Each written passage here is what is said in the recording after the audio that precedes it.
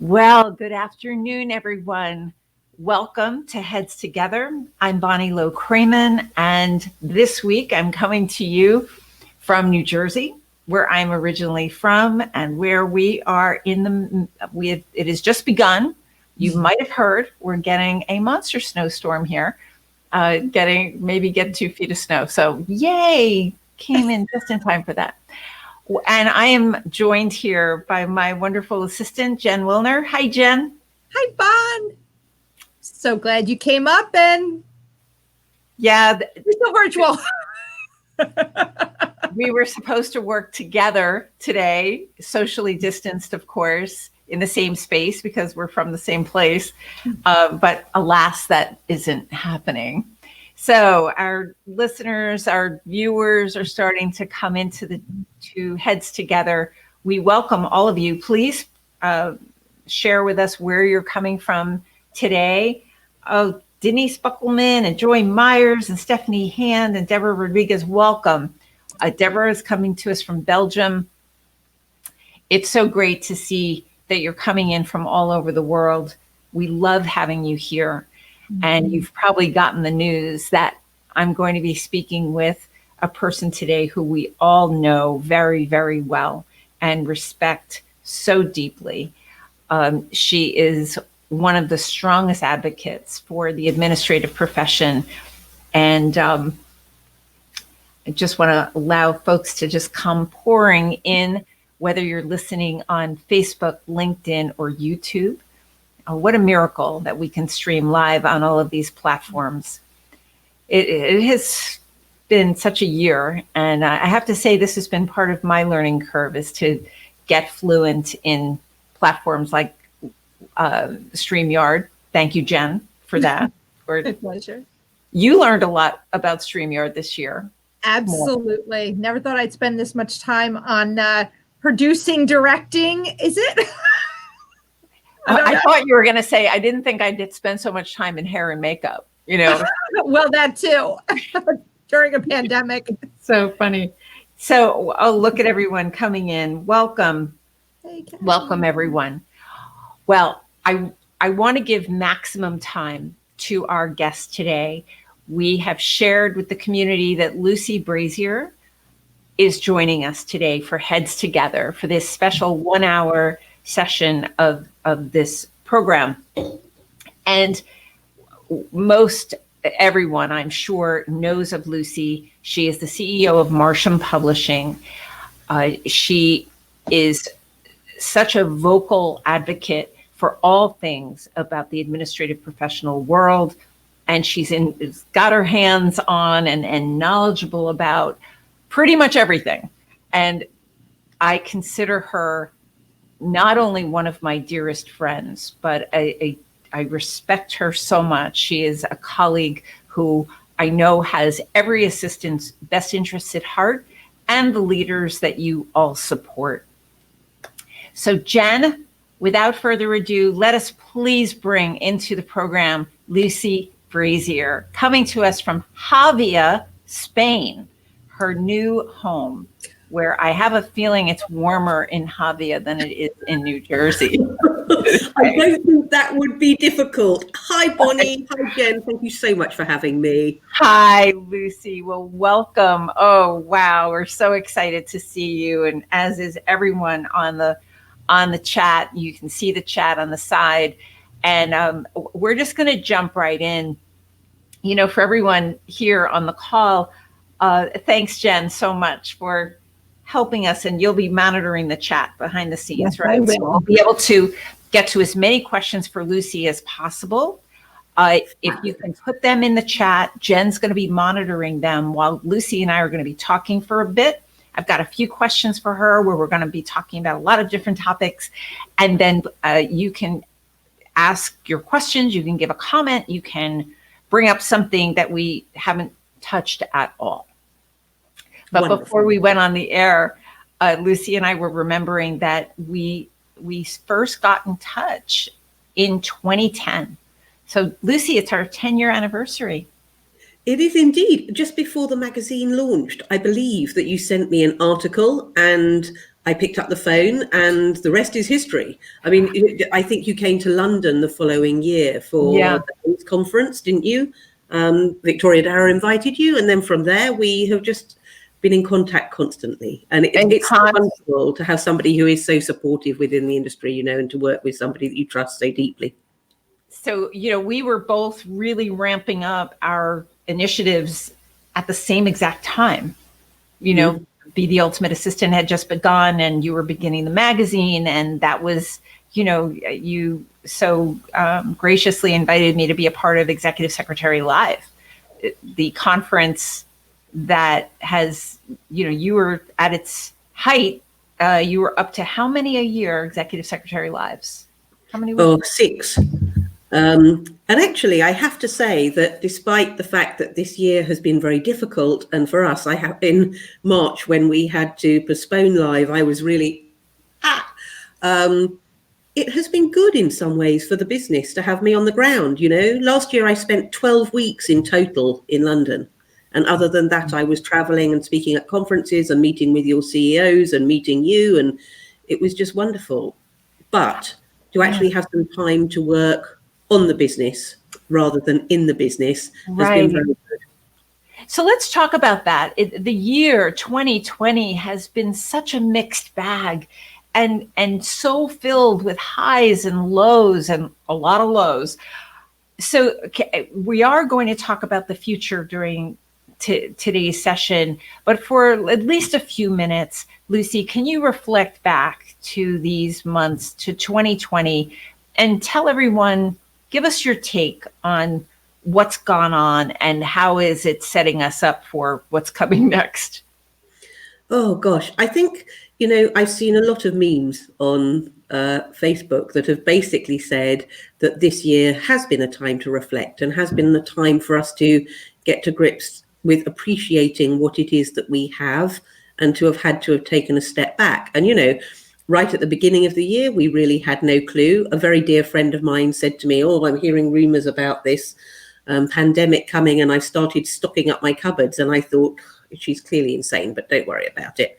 And actually, very shortly afterwards, the papers started reporting on the same thing. We went to South Africa, and in South Africa, there was nothing but talk about, were we actually going to see each other again this year? And it just seemed inconceivable. And we got back to London and we locked down very shortly afterwards. And, you know, it really has been an all hands on deck year, I think. Right at the very beginning, we obviously had Live a couple of weeks after we went into lockdown, and we had to pivot. It's a stupid word, that, but I can't think of any other one at this time of night over here. We pivoted very quickly and put on an event in June. But right from the very beginning, I was very clear that actually I wanted to support as much as I could, because there was, especially in the beginning, a huge amount of fear and assistants really not understanding what they were going to be able to do to support their executives. And of course, your executives were all in a situation that was totally unprecedented themselves. And so they didn't quite know how it was all going to work either. So I think your mission and mine has been very much the same, Bonnie, really this year. And weirdly, learning all these new platforms and being here like this and talking on StreamYard or Zoom or YouTube or any of the other things that we both have done this year. I've done over 100 events this year. I haven't counted them yet, but I know at last count it was over 100. And every conversation is trying to be reassuring, trying to answer questions, trying to give a proper state of the nation picture to assistants that have really been a little bit all over the place. And I think it became very clear very quickly that they were falling into the two camps. And you know this, the first camp being those that were utterly overwhelmed with the amount of work they were getting, because they were one of the very few that wasn't furloughed or sent home. And they were being asked to pick up all sorts of things that they hadn't ever done before, very much like the last recession 10 years ago. Exactly the same thing happened then. And I know we're going to talk about that more in a bit. But the other half of the assistants were sitting there going, I really don't know what to do. And I am scared to death that I'm invisible and they can't see what I should be doing. And therefore, I think I'm going to get let go because they don't appreciate what it is that I do. And so a lot of advice and talk around that, I think, this year, and how that's going to work. But in some ways, it's also been a period of great creativity for us. You know, it's somebody said to me quite early on, you must never forget that after the Great Plague came Renaissance, and it was a great period of creativity, and I'm seeing that all around me. I mean, who would have thought this time last year we would have so many of these amazing platforms to talk to the marketplace, and virtual events have just gone crazy, and they are really so much more advanced than they were even right at the beginning when we started looking. And for us, we've taken it as a time to step back and go, what do we actually want to do, and how can we make sure that we're providing the products that the assistants need, and how can we provide what they need when they need it. And I know you've done exactly the same. Yeah. Well, I want to revisit one of the words you just used, which was invisibility. In March, one of the things that has just really become just so crystal clear is it was not only that this pandemic happened, but it was the suddenness that it was like within days. You were saying how your friends started stockpiling, and the news spread very fast, and it was just so quick that this change happened. And it was the suddenness of it that was just so jarring. And then in a heartbeat, it seemed like assistants were forced to communicate like this via their webcams, and with physical distance being very great. And there was this, I reposted the editor's letter from executive secretary this week, Lucy, where you talked about the quiet evolution of the role. Do you remember that? Yeah. And I responded to, many assistants commented how, yes, they agree that there's this quiet evolution and revolution going on. And my comment was, it's the quiet part that has to change in 2021. We cannot stay invisible. We cannot stay quiet. That this idea that people are working remotely and virtually cannot be synonymous with invisible and mute. Could you speak to that issue? The whole, from the beginning of knowing me, we've been using the phrase finding your voice and speaking up, and how that effort is hard for assistants. What's so, in some ways, it's so frustrating is that this year, that I've moved to Spain from London. And so we packed up everything and we brought it over here. And at some point I discovered the very, very first issue ever of the magazine. Now, I took it over in 2003 when it was a newsletter, and we turned it into a global magazine. But actually, as a brand, it's been going for 31 years this year. It started in 1989. And in the very first issue, the very first article was actually on technology for secretaries. That's what the headline was.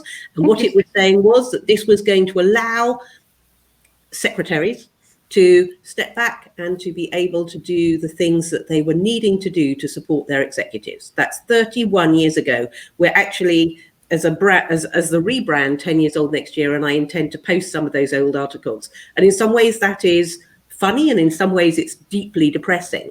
And then I also posted this week, I don't know if you've seen this article, which was about 9 to 5. The movie. I have. I love it. Please tell everybody about it.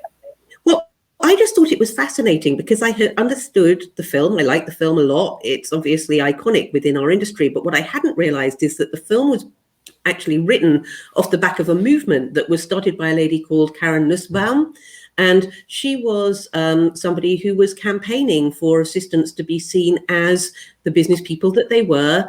And she had what we would call now a hashtag, which was saying raises, not roses. And they actually went out with billboards and campaigned. And she actually said that they were putting together a union called District 925 for millions of clerical workers, because she realized that clerical workers across America were the biggest sector of the workforce. Now, that's something, I had thought it, but I hadn't actually had that clarified for me.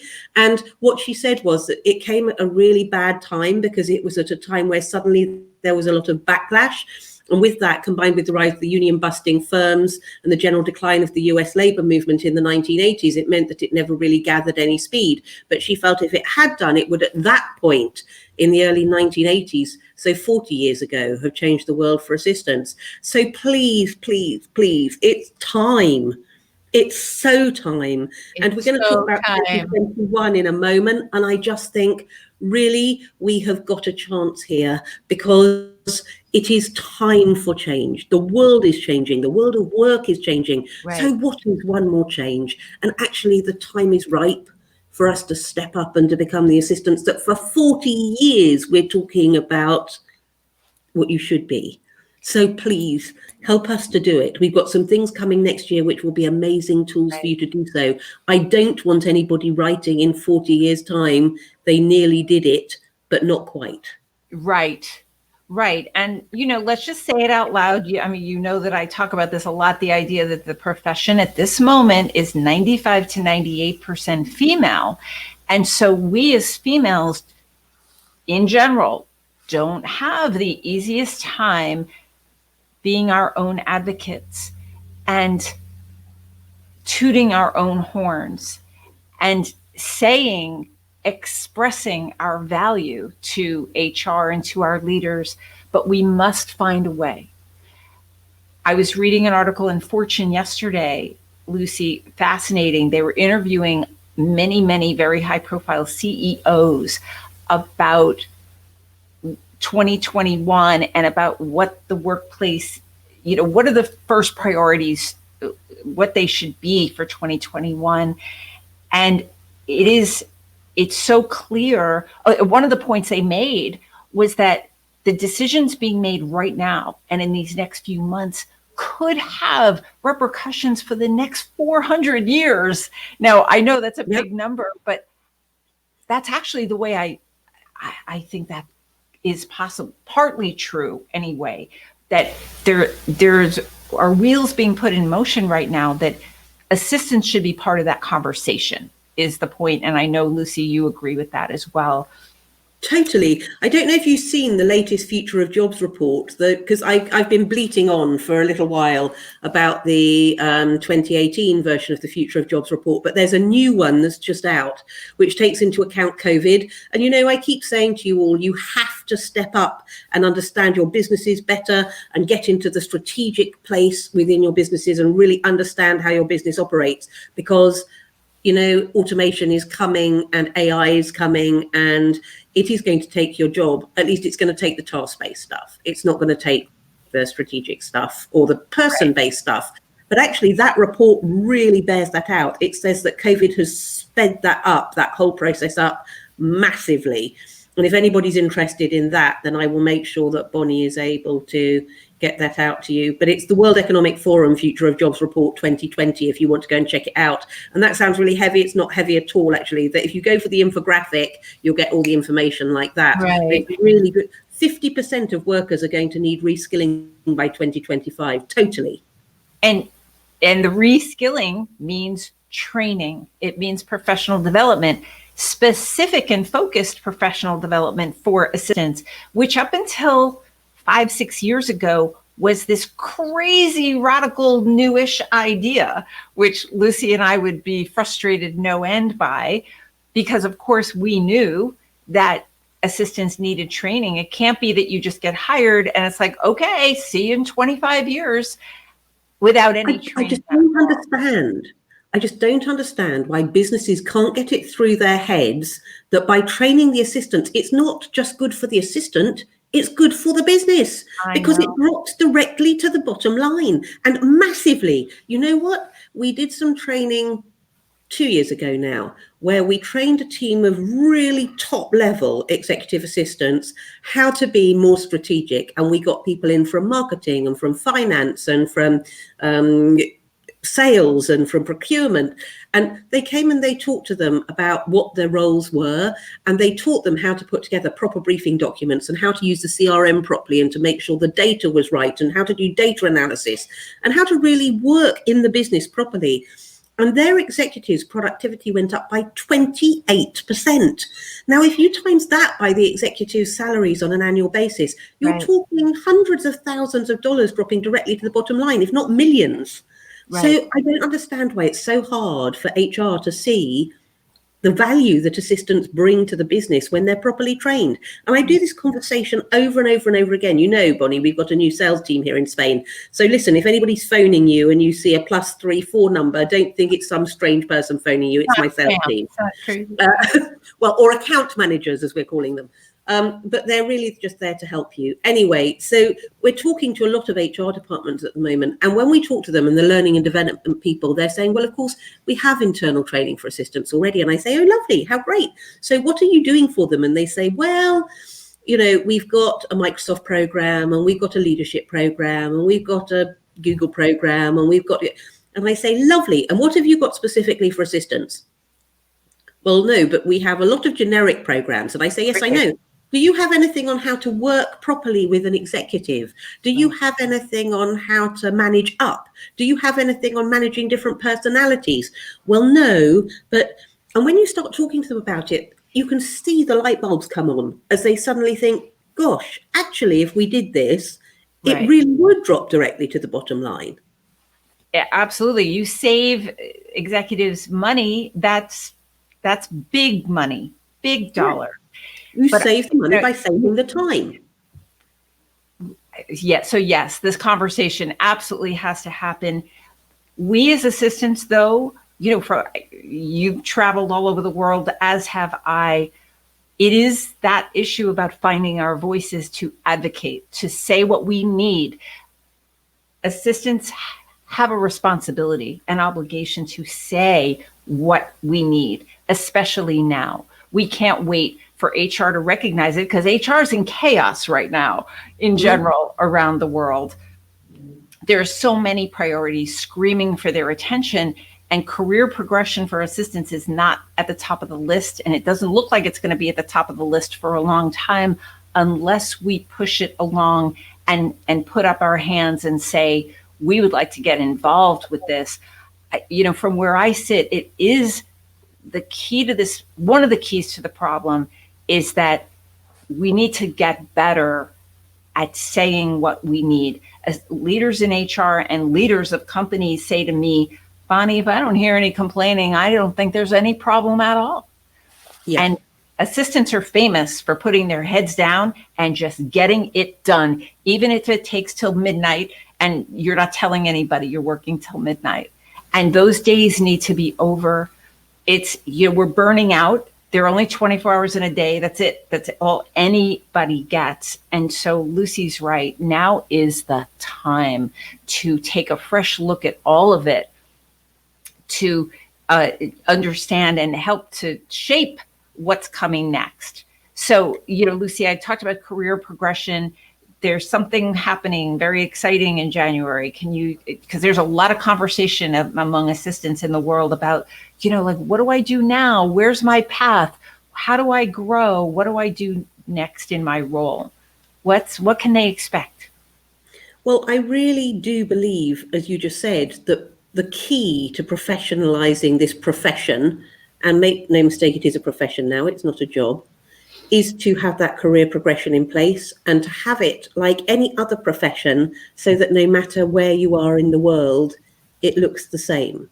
And so the World Administrators Alliance has been working now, doing research for 6 years, 6 years, but then it is volunteers who have been doing the work. And what we have done is to put in place a skills matrix, which has the role of the assistant and the 5 levels, as we see it, that belong within this profession, with 1 being entry level and 5 being the chief of staff role, which I know we're going to come and talk about a little bit more later on, but everything in between. And the idea is, it isn't saying that this is the job titles you should have, because that gets into so many arguments, because there are 162 job titles in this marketplace that we've managed to come across so far. And every country has different titles at different levels. In fact, you can have somebody called a PA in one company and a PA in another, or a EA in one company and an EA sitting almost next to them who are doing something totally different. So we got bogged down. That's why it has taken so long in job titles. So that's now gone out the window. But what we are looking at is, what are the skill sets, not job descriptions, because the job descriptions, again, vary so massively even within company. But what are the skill sets for each level, so that you're able to see, well, where do I fit here? Well, I fit in a level 3, but I've got some of the level 4. So what do I need to learn in order to get to a level 4 or to a level 5? And the reason I think that that's so exciting is because I think what it means is that, well, firstly, let me say that it's the heads of the associations from all over the world that belong to the World Administrators Alliance. So once in January, this has gone out and it has all been agreed, the idea is that we all take it to government and say we're wanting it to be put into place so that it is right the way across the world, seen as what the matrix is. And we've got pretty much all of the big 4 now on board as well to roll it out to their clients and to talk to them about it, and various businesses that are waiting across the world for this skills matrix so that they can see how it looks. But it means if you're in London and you want to move to New York or to Hong Kong or to Paris or wherever you want to go, and you're a level 3 assistant or a level 4 assistant, everybody understands what that means. If you want to take training, you're going to be able to look and go, oh, that's training for that level, and it could get me to that level, so I need to take that. It means that within your business, and we're not going to get involved in this because obviously it's down to the way that your business wants to structure it, but they're going to be able to put in different remuneration for each level, which I think is so important so that people know where they're going. And again, it's another reason it's taken so long, because we were trying to do that and you just can't, not when it's global like that. You have to leave it to each country to do it for themselves. But finally, and the most important to me, is that the executives will know what they're hiring, because all our research said they have no clue what they need. And yet if you were to look at this matrix, they can go, oh, that's what I need, and that's going to cost me that amount. And that's so important, because I think it just standardizes it across the world so everybody knows where they stand. Businesses, HR, your executives, and most importantly, you. There's been so much confusion between the titles, these obsolete job descriptions, and the compensation is all over the place. And so many assistants around the world are severely underpaid. But how to move out of it? And so many of the government structures are also dealing with obsolete data. As in the article that I wrote that Totally. had an Executive Secretary magazine about how is HR really deciding how much to pay you. It's really shouldn't be, a contentious them versus us setup, but that is how it's evolved. I certainly would like to see us move towards a new structure, a better structure that is more collaborative, because there's so much that assistants know that could be useful to HR and leaders. They just don't know it. And so something like this matrix is really going to help in the conversation. When can the community expect this, Lucy? So we are sending it out to all the members of World Administrators Alliance in January. Excuse me. We're hoping first quarter. It may slip into second quarter. It depends what they come back with, as ever, when things are being done by committee. But we do all know how totally important this is. But it's going to happen in the first half of 2021. Is that fair? Very fair. Yes. You think that's fair? Okay. So for those of you who've come in fairly recently in the last few minutes, I'm here with Lucy Brazier, coming to us from Javia, Spain. We're talking about the future of the executive assistant profession. If you have questions, comments, put them in the chat. Jen, my great assistant, is monitoring them. And Lucy, we're going to open it up to questions in just a few minutes. Lucy, tell us, as you look ahead, what are you excited about and what are you worried about as we look towards this next year? Because clearly we have a lot of challenges in front of us. Can you talk through what are we looking at? Well, other than the very obvious ones, I am concerned that assistants have taken on all this work again for no more pay and with no more training. Oh dear, they're under the cosh. And really, they are trying really, really hard to keep up with the things that their executives are giving them. But it's like history repeating itself from 10 years ago. So please, please keep a note of all the things that you're doing that are outside your normal remit and the hours that you're doing. Not to ask for money now, because we all know that everybody is in a terrible situation right now. but afterwards you want to be able to go back and say, here is what I did. And if you don't note it down, you won't remember. That's the first thing I want to say. The second thing is that I actually think you have to, at this point in 2021, as Bonnie said earlier, just find your voice. Too many of you are hiding beneath the parapet and hoping it will all go away or that it'll sort itself out. It won't. Don't forget you're employed by your business, not by your executive. And really, your business is employing you to make sure your executive's time is freed up so that they can do the things they really need to do. Never been more important. Never been more important. And this year is going to be make or break for so many companies and for so many assistants if they can't see what it is that you're adding to the bottom line. So get out there, show them what you're made of. There's an enormous value right now to being the voice in the room that understands process and procedure. Nobody else does. I don't get it at all. I can do it if I really need to, but I'd rather stick pins in my eyes, and I'm sure Bonnie's the same. So having an assistant that takes that away from me and gets it done so that I can get on with the things that are of value to the business, so that I can be working. A CEO should be looking outwards into the world, not looking inwards to the business. And you should be the person who's doing the looking inwards into the business for them so that they can get on with saving the world. That's my advice to you for next year. Step up, look for ways you can add value and take on more responsibility, not more work. Yeah. Just but you know what? Let me comment on that a little bit, Lucy. You and I have been doing tons of webinars, lots of these kinds of events since March.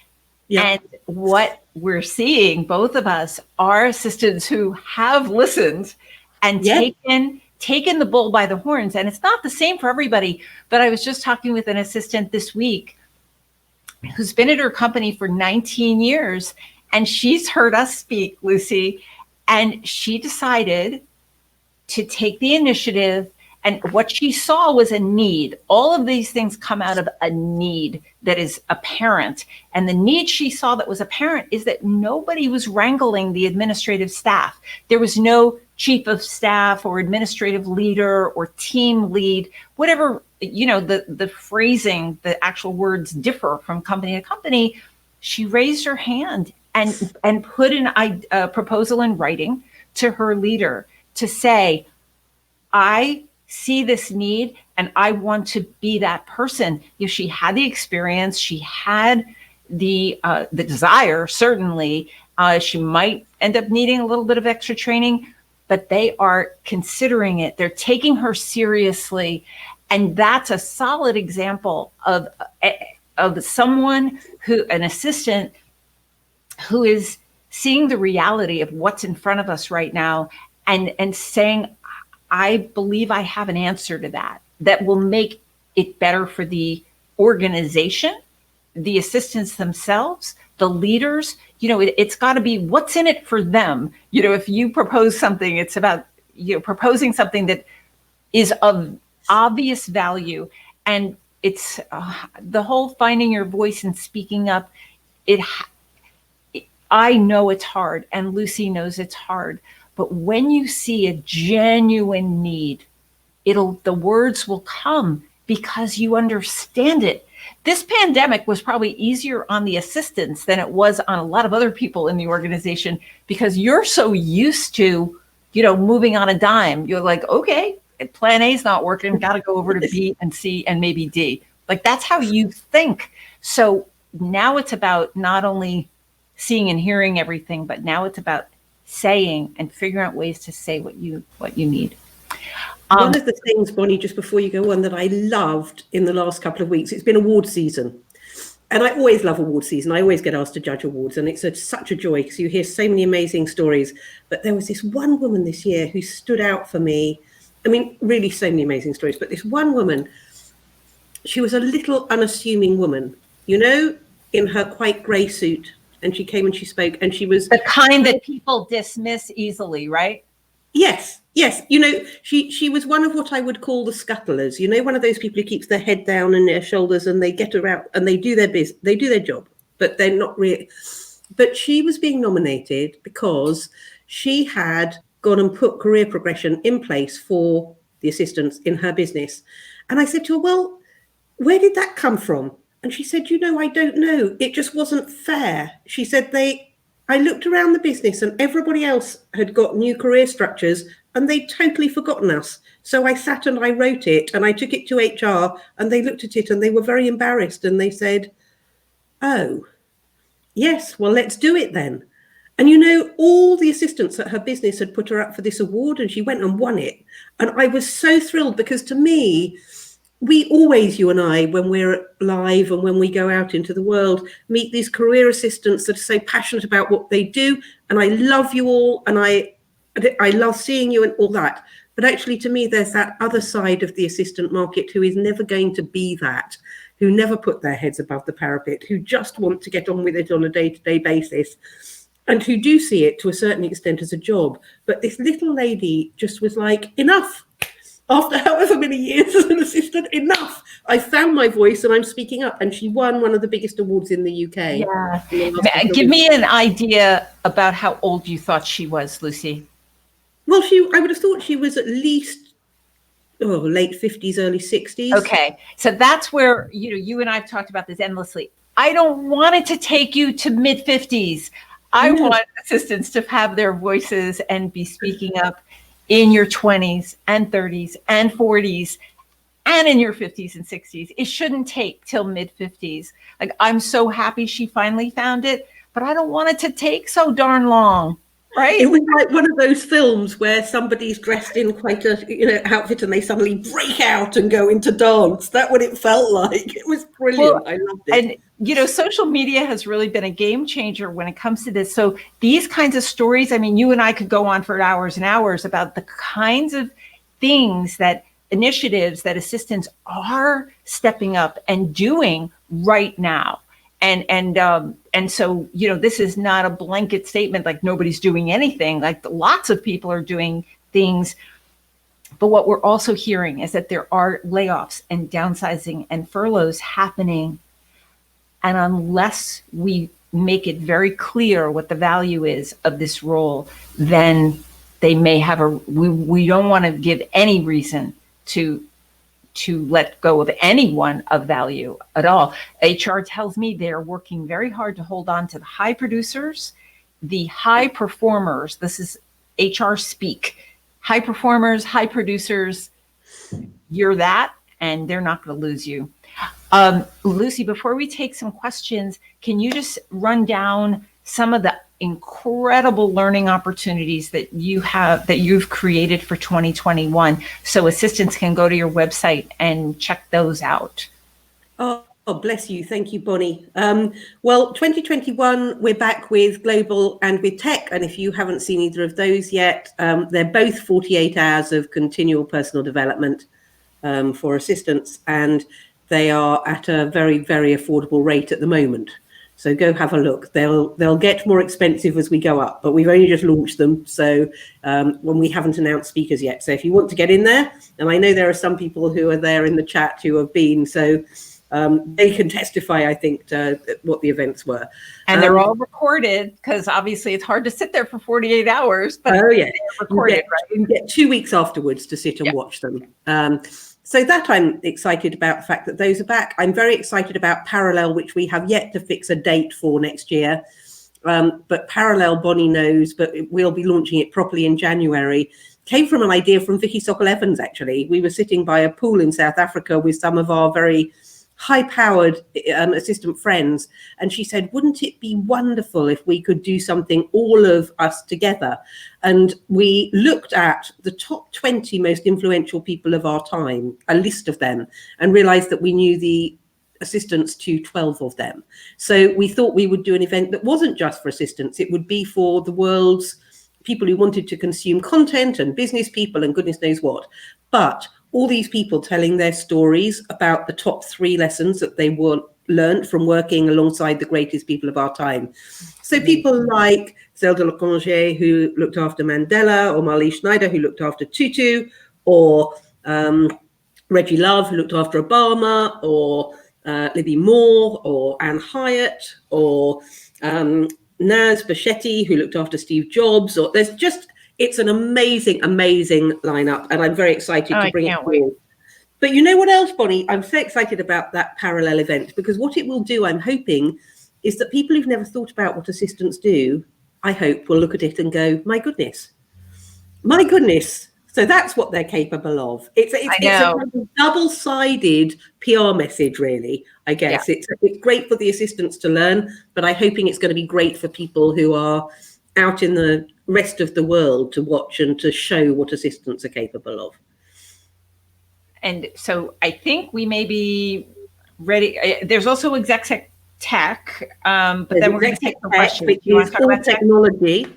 All technology for assistants. In June, I have my course coming, which is the 2-day course that I run, which, you know, very much like Bonnie's course is either available on demand, or it's available to do in-house, or it's available. I think we're going to do some public courses next year as well, which is great. And the other thing that's coming, which I'm really excited about, is FCEA. I know many of you have done ASEA, as in the Advanced Certificate for the Executive Assistant, which is the international certification for assistants. And we keep getting asked by businesses, that's great, but what have you got for the ones who are lower down the food chain? And so we have been working very hard to put in place a course which will be that foundation certificate for the executive assistant. All of these things will help elevate the role, because there is no education that's good, that is specific and relevant, that is going to be wasted here. So, Jen, I want to bring you back. Lucy, you ready to take some questions? I'm happy to take any questions you want to throw at me. Let's get to it, and let's get through as many as we possibly can. Jen, you're on the hot seat, girl. Okay. All right. So we have from Jackie. Mind me, I have to scroll up quite a bit to find these, Lucy. That's all right. Jackie was asking, with your busy schedule and not being in an office with your excellent EA, Matthew Want. Hey, Matt. How have you worked out how to help you close one meeting in order to get you to your next meeting on time? It doesn't always work, I have to say. And there are times where I have to say to the person I'm online with, excuse me 2 moments, because I want to continue this conversation. I'm just going to have to get Matthew to move my next meeting slightly. But I think it's just about communication. Matt and I have worked together remotely for nearly 9 years. He was very rarely in the same place with me. So we're very used to it by now. And the secret is very definitely just good communication. And I do always try and book meetings which are in the calendar for a shorter period of time than I need them to be, but then put a gap in so that it's, I mean that the other way around. It's late at night now. We're nearly 10 o'clock and I've done a full that are longer than I think they're going to be. And then a time at the end of it so that we're able to have a gap. But very occasionally we just get very excited about something and do run over. But, you know, the communication is key, I think. Absolutely. Absolutely. And Marion had a question. Isn't it going to be amazing? Well, not really amazing. Not really a question. I'm sorry. Amazing when we finally have something in our hands to show our managers in HR, finally making them see what we are made of and that we are worth investing in career development. For sure. I'm so excited about it. It's going to be just wonderful. And what's great is that we've got so many businesses behind it already, and really big businesses. And what I think is that if we can get them to roll it out as a structure, then it will cascade. Yep. Absolutely. Absolutely.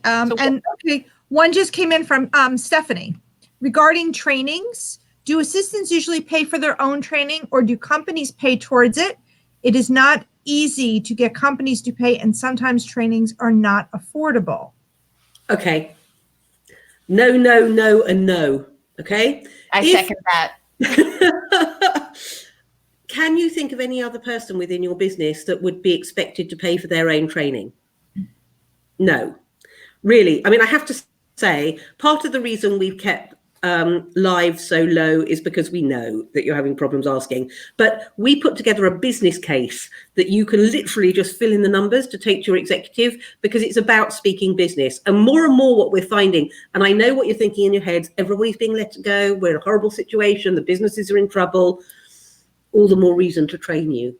All the more reason to train you. At any level, whether Yes. you're young, a more inexperienced assistant or a very experienced assistant, training is so needed. And you know what, with this pandemic, one of the silver linings is that leaders are recognizing it, that the reskilling term is going to affect assistants too. It's just that historically there hasn't been enough training for assistants. And in part, we haven't not demanded it, but really worked towards it and spoken about it. That's a very real issue. So I think, we don't want Stephanie, I understand the point, though, that a lot of leaders have been reluctant, but we can't take no for an answer. Sorry, Yeah. Lucy? No, I was just saying, I know why you do it, because assistants want to be seen as part of the solution, not part of the problem. And you feel that you're taking money out of the business. You're not. You should never, ever apologize for doing something that's going to make you swifter and faster and more effective, and which actually is going to add to the bottom line very, very quickly if you go and do the correct training. And what I'm finding more and more, in your own heads, you're saying, no, we shouldn't ask for this. But when we talk to your leadership teams and to your HR departments and to the learning and development people, what they're saying is, actually, these people haven't had any training in ages. And because of COVID, there is a morale problem. And we really want to put something in place for them next year. So And when you're asking, they're giving it. Exactly. And I actually had a leader tell me to my face that he does not say yes the first time to an assistant. He told me, he said, I wait to see if an assistant is going to come back to me and ask a second time, because if she or he asks a second time, that tells me how serious they are and how much they want it. So Isn't that interesting, Lucy? The idea that a lot of assistants would, like, no is no. Like, we're very rule oriented. We're very black and white. It's like, no is no, but no isn't no. I mean, that's a real thing. Yes. That surprise you? It doesn't surprise me, because I come in originally from a sales background, and in a sales background, they say that you have to have somebody say no to you 7 times before they say yes. So it's like being a small child asking for an ice cream. When we get old, we don't want, or older, we don't want to ask because we don't like being told no. The child's like, please can I have an ice cream? Please can I have an ice cream? Can I have an ice cream? Is it possible to have the ice cream? Until they say yes. And, I think we've just got to, be a bit more annoying and understand that it isn't being part of the problem if we ask for what we need to do our jobs properly. Right. And then there's that thing about the difference between, the annoying part is, are we assertive or are we aggressive? There's a big difference. And I think what we're talking about here is being assertive, to keep it detailed, fact-based data. And what's the ROI, the return on investment? Keep it put it in writing, keep with the data, and assistants all over the world are being told yes. So Stephanie, I really hope the tide is turning. I think it is. I really think it is. An assistant sent me this question, Lucy, saying that she is a team leader at her company. She has direct reports of other assistants. So she's responsible for motivating and coaching and encouraging and training, etc. And she is that person for them. She's saying that as a leader, who should she go to? Who do you go to, Lucy, for that kind of support? Oh, my word. Well, I mean, actually, there are various peers within the industry, yourself included, who I go to run things by and to say, am I losing the plot here? This is a bit of a mad idea. What do you think?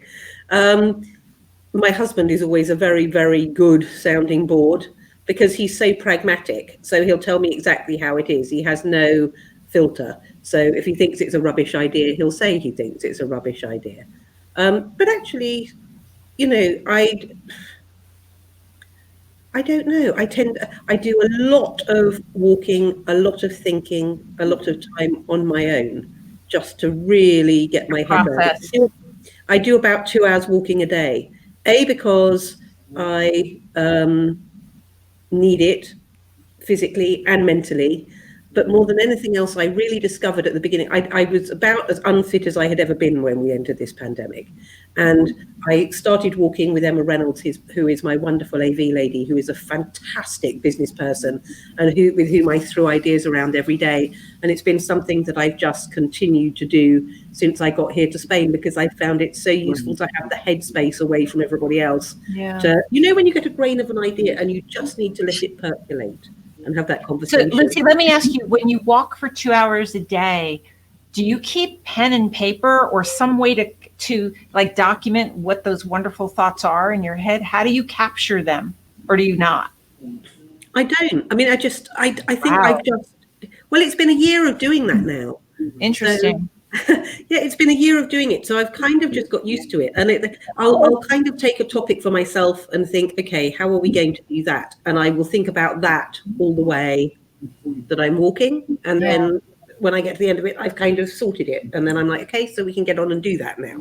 Well, I think, your answer to that question was really interesting, because the people you named, Lucy, are people you trust. And so that's number one.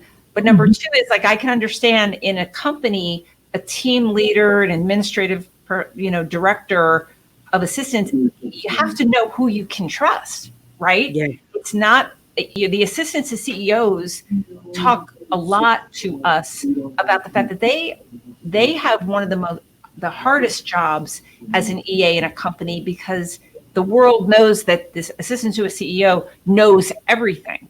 So, she gets asked inappropriate questions oftentimes because everybody knows they know everything, just like you know everything. So it's about really choosing wisely about who you trust. And you named people outside your organization, although I'm sure you talked to Matt and, the team, but I think part of the answer is we have to be judicious about who is it that we go to, right? I trust my team absolutely, totally. And once I've formulated the idea and I know how I'm going to do it, then I go and say, this is how I think we're going to do it. What do you think? And 9 times out of 10, they'll say yes. But actually, I think being a leader is about having, to me, I think we misunderstand sometimes that mentors or people that we trust have to be people within our businesses. I think there's an equal added value to having people who have a slightly different perspective. Agreed.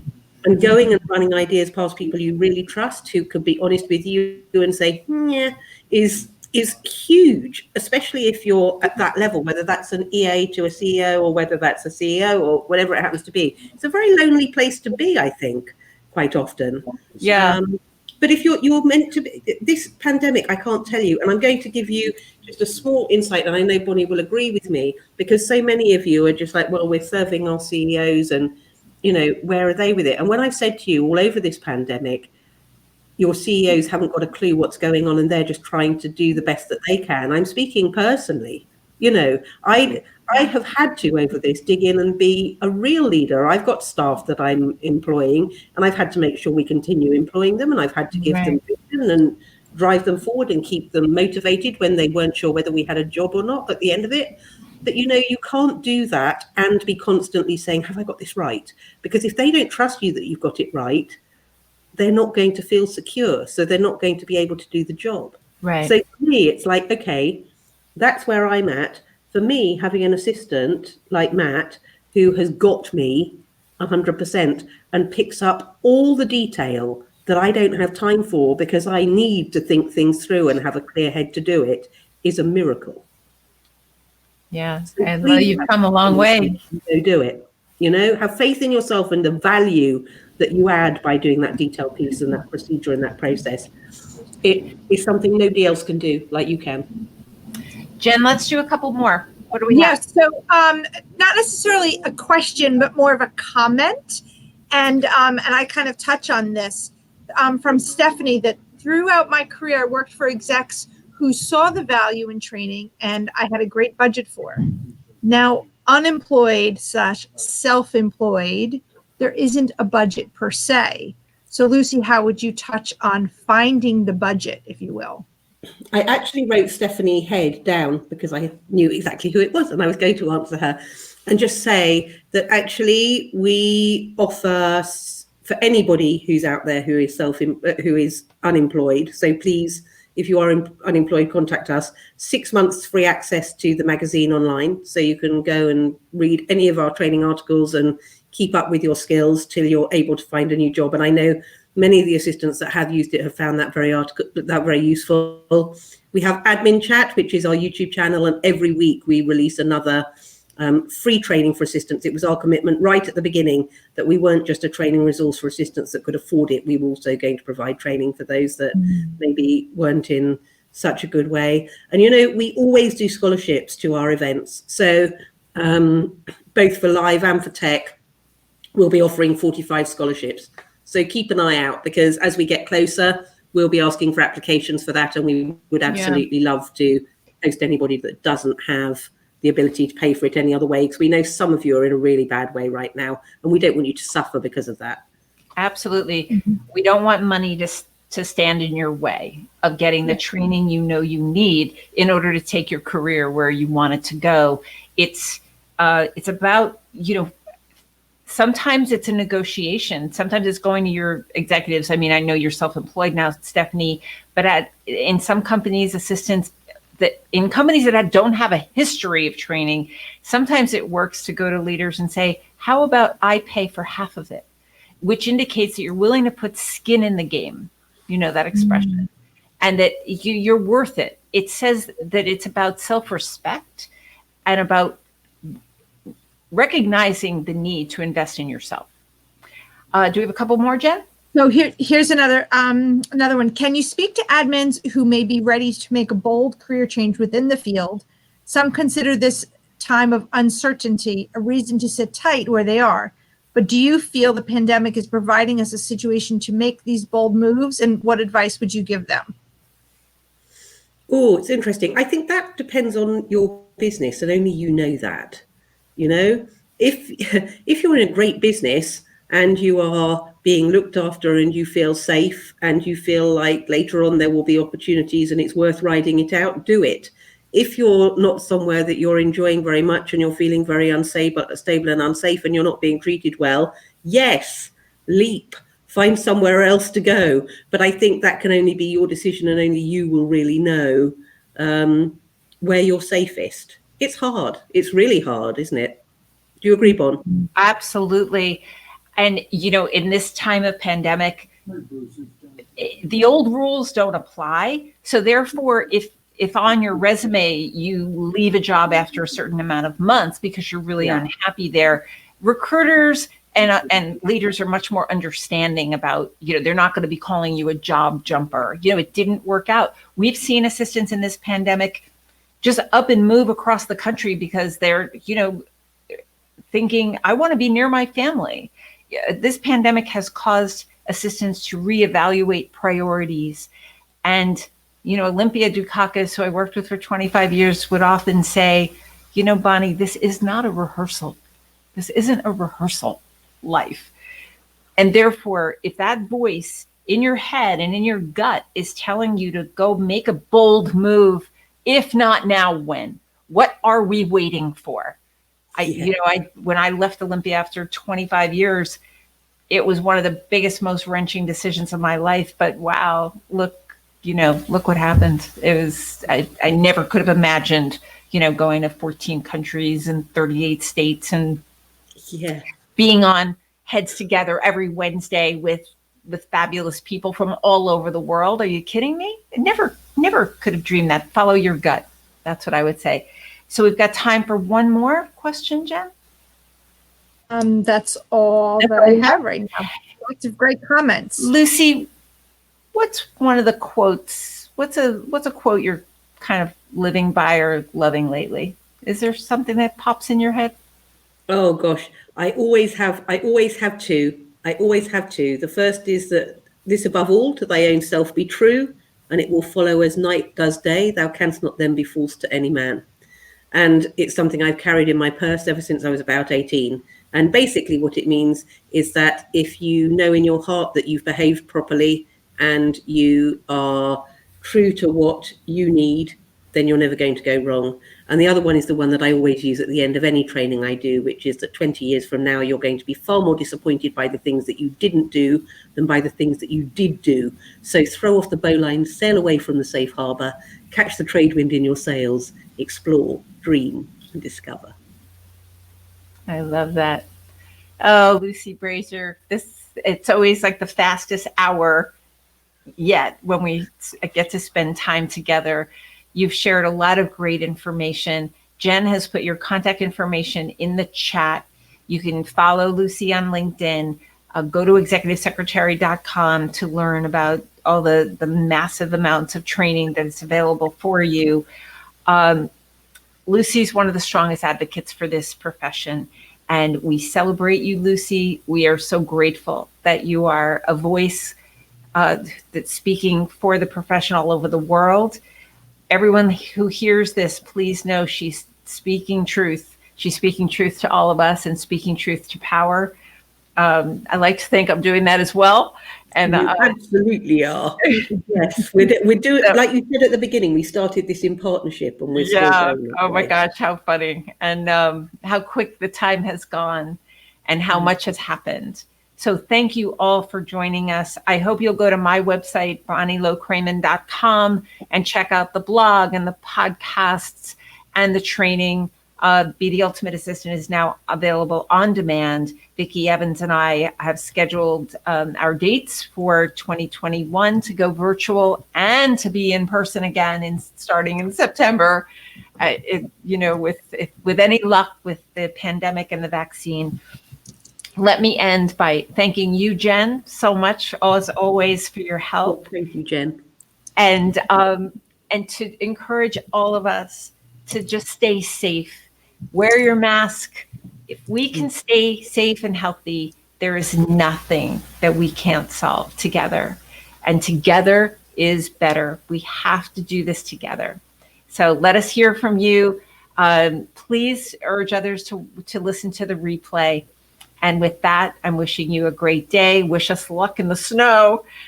And Lucy, again, much love to you. And I thank you so much. And to you, Bonnie, and to you, Jen. Happy holidays if I don't see you again beforehand. And to all of you out there. Oh, thank you so much. All right. Bye-bye, everyone.